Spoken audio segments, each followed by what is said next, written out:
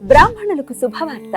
సనాతన ధర్మ పరిరక్షణే ధ్యేయంగా ఏర్పడినటువంటి హిందూ మహాసంస్థానం విదేశాలలో ఉద్యోగాన్వేషణ చేయాలనుకున్న ఔత్సాహికులకై అభ్యర్థుల నుండి దరఖాస్తులు కోరుతుంది. సంప్రదించవలసిన వాట్సాప్ నంబర్ 9866153999.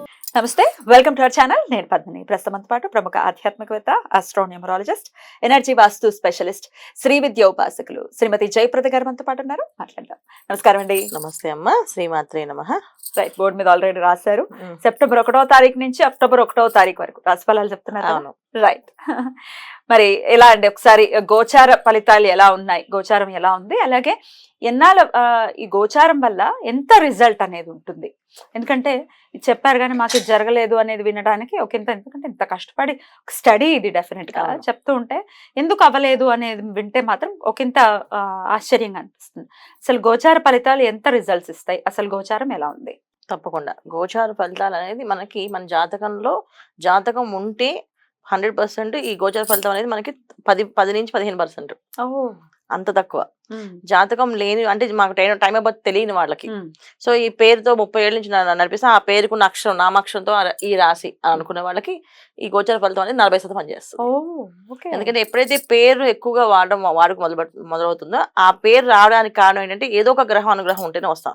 అసలు ప్రతి మనిషి భూమి మీదకి వచ్చాడంటే ఏంటంటే వాళ్ళకి ఏదో ఒక అనుగ్రహం, వాళ్ళు ఏదో చేయాల్సిన పనులు ఉన్నాయి. దానివల్లే మానవ జన్మ ఎత్తారు. మానవ జన్మ ఎత్తడం అంటేనే కర్మను మనం తొలగించుకోవడానికి, మనం చేసే ప్రారంభ కర్మలు ఏవైతే ఉన్నాయో అవి తొలగించుకోవడానికి. సో తొలగించుకోవడానికి పుట్టినప్పుడు ఏ పేరుతో మనం పిలుస్తామో, ఎక్కువ పిలువబడుతున్నామో ఆ గ్రహాల అనుగ్రహం మనకు ఉందని అర్థం. సో అలా అప్పుడు గోచారాన్ని 40% తీసుకుంటాం. జాతకం ఉన్న వాళ్ళకి, టైం ఆఫ్ బర్త్ కరెక్ట్గా తెలిసిన వాళ్ళకి దీన్ని 15% తీసుకుంటాం. 15% ఎందుకు తీసుకుంటాం అంటే చాలా ఇంపాక్ట్ ఉంటుంది. 15% అంటే చాలా తక్కువ కాదు, చాలా ఇంపాక్ట్ అది.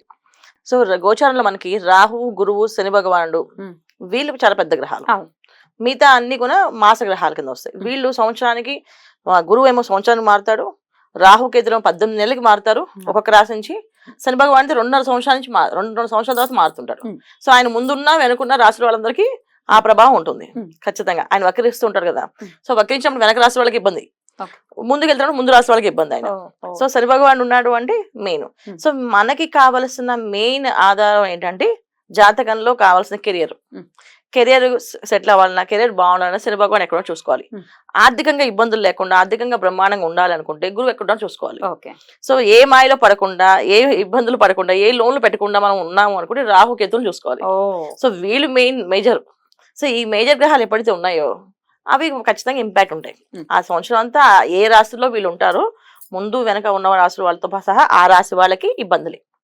అయితే మాస ఫలితాలు ఎందుకు చూసుకుంటామంటే ఇక్కడ రవి మారుతాడు, శుక్రుడు మారుతుంటాడు, బుధుడు మారుతుంటాడు, కుజుడు మారుతుంటారు. ఇవి మాసగ్రహాలు. మాసగ్రహాలు ఎందుకు అంటే మనకి ఇవి మారడం వల్ల కొంతవరకు ఈ పనులు చేయొచ్చు. ఇప్పుడు మనం ఈ లోన్ పెట్టుకోవచ్చా, పెట్టుకోకూడదా, ఈ లోన్ తీసుకోవాలా వద్దా, కొన్ని విషయాలు క్లారిటీ వస్తుంటాయి. ఆ విషయాల కోసం మనం ఏళ్ల తరబడి వెయిట్ చేయట్లేదు. ఈ గ్రహస్థితిని బట్టి కూడా చూసుకోవచ్చు. ప్రమోషన్ కావాలి, చూసుకోవాలి.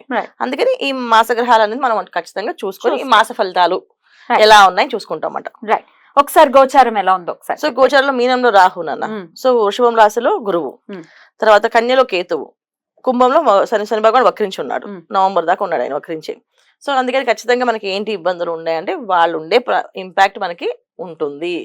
ఏమేమి ఉంటాయి అంటే ఆర్థికంగా కొంచెం ఇబ్బందులు ఉంటాయి, బద్ధకం ఉంటుంది మనుషులందరికీ, చేయాలని పనులు చేయాలనిపించదు. ఎందుకంటే మీనంలో రాహు ఉన్నాడు కనుక ఖచ్చితంగా మనకి పూజల దగ్గర, తర్వాత నోములు చేయాలన్నా, దానాలు చేయాలన్నా బద్దకిస్తుంటాం. మిగతా విషయాన్ని యాక్టివ్. ఒక పార్టీ ఉందంటే రెడీ, మేము ముందే వచ్చేస్తాం అని చెప్తుంటారు. ఒక సినిమాకి వెళ్ళాలంటే ఫాస్ట్ గా ముందుకు వెళ్ళిపోతుంటారు.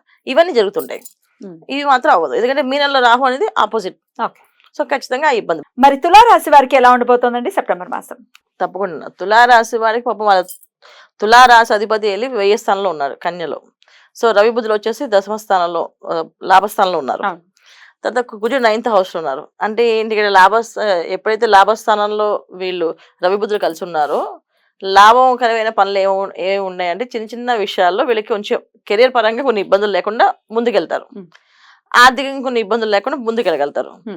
కాకపోతే ఇక్కడ 9th హౌస్ కుజుడు ఉన్నప్పుడు ఆస్తి నష్టము, తర్వాత తల్లిదండ్రులతో వచ్చిన వివాదాలు, తల్లిదండ్రులని ఊరికే కోప్పడ్డము, వాళ్ళ మీద వాళ్ళకి ఏదో ఆస్తి రాలేదని ఎప్పటి నుంచి వాళ్ళు ఇస్తాను ఈ మాసం వీళ్ళు గట్టిగా కూర్చొని ఇస్తావా ఇవ్వను అని గొడవ పడుకోవడం, తండ్రి వీళ్ళని తప్పుగా అర్థం చేసుకోవడం, తల్లిదండ్రులు వీళ్ళకి పిల్లలకి మధ్యలో డిస్కషన్స్, అది కొంచెం చాలా ఇబ్బంది పెడుతుంది. అది జాగ్రత్తగా ఉండాలి. ఈ మాసంలో తల్లిదండ్రులు అసలు ఒక మాట కూడా అనకుండా కంట్రోల్ చేసుకోగలిగితే వీళ్ళు అదృష్టవంతులు. ఎందుకంటే తల్లిదండ్రులు శాపాలు తగలకూడదు ఎవరికైనా ఏదైనా సరే. ఎంత పొగిడేస్తే తల్లి కానీ తండ్రి కానీ ఒక శాపం పెట్టారంటే అది జన్మజన్మలో ఉంటుందంట. అందుకే పొరపాటున కూడా తల్లిదండ్రులు, అందుకే మా పెద్దవాళ్ళు కొంచెం చిన్నప్పుడు కూడా ఏమైనా తిడితే కూడా ఒరే అని చెప్పి ఆయన ఒక దెబ్బ వేసి వదిలేసేవాళ్ళు. నోటితో గొప్ప తిట్టేవాళ్ళు కాదు, కొట్టేవాళ్ళు. కొడితే శరీరం అనుభవిస్తుంది, కానీ వాళ్ళు తిడితే ఆ మాటలు మనకి లైఫ్ లాంగ్ వీళ్ళకి శాపాలుగా మారుతాయి. అందుకే తల్లిదండ్రులని ఎదిరించడం కానీ తల్లిదండ్రులని నిందించడం కానీ చేయకూడదు. వీళ్ళు చేయకుండా ఉండగలగాలి ఈ మాసం వీళ్ళు జాగ్రత్తగా. లేకపోతే 9th house లో కూర్చోటి ఇబ్బంది పడతారు. ఇంకోటి ఏంటంటే లోన్స్ తీసుకోకుండా ఉండాలి ఈ మాసం వీళ్ళు. లోన్లు తీసుకుంటే అది మళ్ళీ తీర్చే అవకాశం చాలా కష్టం. ఎటువంటి లోన్స్ తీసుకోవద్దు? క్రెడిట్ కార్డ్ లోన్స్ కూడా. క్రెడిట్ కార్డు ఉంది కానీ వాడేసుకోవద్దు. క్రెడిట్ కార్డు కూడా వాడద్దు ఈ మాసం. అంటే ఉత్తగా చేయబదులు తీసుకుంటున్నామండి అంటే కూడా కుదరదు, అలా కూడా వద్దు. అసలు అంటే ఈ మాసంలో వీళ్ళు ఒక 5 రూపాయలు తీసుకున్నా అది జన్మకి ఇవ్వలేరు వాళ్ళకి 5 రూపాయలు. అలాంటి పరిస్థితి ఈ 9th house ఉన్న కుజుడు ఇబ్బంది పెడతారు కనుక ఖచ్చితంగా డబ్బులు జోలికి వెళ్ళొద్దు.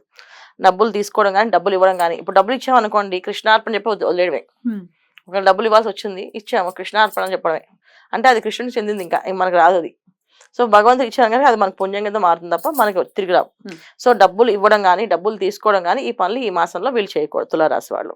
తర్వాత రెండోది ఏంటంటే వేసంలో శుక్రకేతువులు కలిసి ఉండడం వల్ల, రాహు శుక్రుడు కేతు చూడడం వల్ల ఏమవుతుందంటే తెలియని ఎక్కడో ఒక టూర్స్ వెళ్దాం, అవుట్ ఆఫ్ కంట్రీస్కి వెళ్దామని వెళ్ళడము, అక్కడ అనారోగ్య సమస్య తెచ్చుకోవడము. ఎందుకంటే ఆరోగ్యం అనేది అంత అనుకూలంగా లేదు వీళ్ళకి ఈ మాసంలో. ఎందుకంటే రవి మళ్ళీ వీళ్ళకి ద్వితీయంలో వచ్చేస్తే 17 తారీఖు నుంచి రవి ఎప్పుడైతే ద్వితీయంలో శుక్రుడు రవి ప్లస్ రాహు కేతు అందరు కలిసి కాంబినేషన్స్ చూస్తారు ఇబ్బంది. అష్టమ గురువు ఉన్నారు కనుక ఆల్రెడీ వీళ్ళకి అనారోగ్య సమస్య అనేది కొంచెం ఉంది. అది కొంచెం ఎక్కువ అవుతుంది. వాటర్ పడకపోవడం, ఫుడ్ తేడా చేయడం ఇవన్నీ జరుగుతుంటాయి. చాలా మంది తులారాశి వాళ్ళకి బాగుంది అని చెప్తారు, కానీ నేను చెప్పేది ఏంటంటే తులారాశి వాళ్ళు జాగ్రత్తగా ఉండాలని చెప్తాను. బాగుందని కాదు, చాలా జాగ్రత్తగా ఉండడం అనేది వీళ్ళకి చాలా ఉత్తమమైన ఫలితాలు. దుర్గాదేవి ఆరాధన ఎక్కువగా చేసుకోవాలి వీళ్ళు. దుర్గా ఆరాధన చేయడం వల్ల ఏంటంటే మానసిక ప్రశాంతత ఉంటుంది. ఎవరిని ఒక మాట అనకుండా, ఎవరిని అంటాం ఇంట్లో కుజుడు 9th house ఉన్నాడంటే మన కుటుంబ సభ్యుల్ని అంటాం. సో ఉన్న వాళ్ళందరూ మన వాళ్ళే. సో మన వాళ్ళు మనమే అనుకుంటే అది మనకి, అది చూసే వాళ్ళకి అది ఏంటి వీళ్ళ ఫ్యామిలీ ఇంతేనా వీళ్ళు బలం అని చెప్పి అనుకుంటారు. అలాంటి పనులు చేసుకోకూడదు కనుక దుర్గాదేవి ఆరాధన చేయడం వల్ల స్టేబిలిటీ వస్తుంది. ఖచ్చితంగా వాళ్ళు ఆరాధన చేసుకోవడం మంచిది. ప్రతిరోజు ఆరాధన చేయమంటారా? కంపల్సరిగా దుర్గాదేవి, దుర్గా అష్టకం చదువుకోవడం, దుర్గా సప్తశ్లోకి అని చెప్పి చదువుకోవడం కానీ, దుర్గా మంత్రాన్ని చేసుకోవడం కానీ, రాహుకాలంలో దుర్గా అమ్మవారికి దీపారాధన శుక్రవారం పూట వెళ్ళి మా దేవాలయంలో రాహుకాల సమయంలో దీపారాధన చేయడం. ఎన్ని శుక్రవారాలు శనివారాలు చేయడం వల్ల వీళ్ళకి అంత వారం అంతా కొంచెం ప్రశాంతంగా నడుస్తుంది. అలా ప్రశాంతంగానే నడవాలి తులారాశి వారికి అని మనస్ఫూర్తిగా కోరుకుంటూ ఇక నెక్స్ట్ ఎపిసోడ్ లో వృశ్చిక రాశి గురించి మాట్లాడుకుందాం అండి. తప్పకుండా. Thank you so very much అండి. నమస్తే. నమస్తే అమ్మా. శ్రీమాత్రే నమః.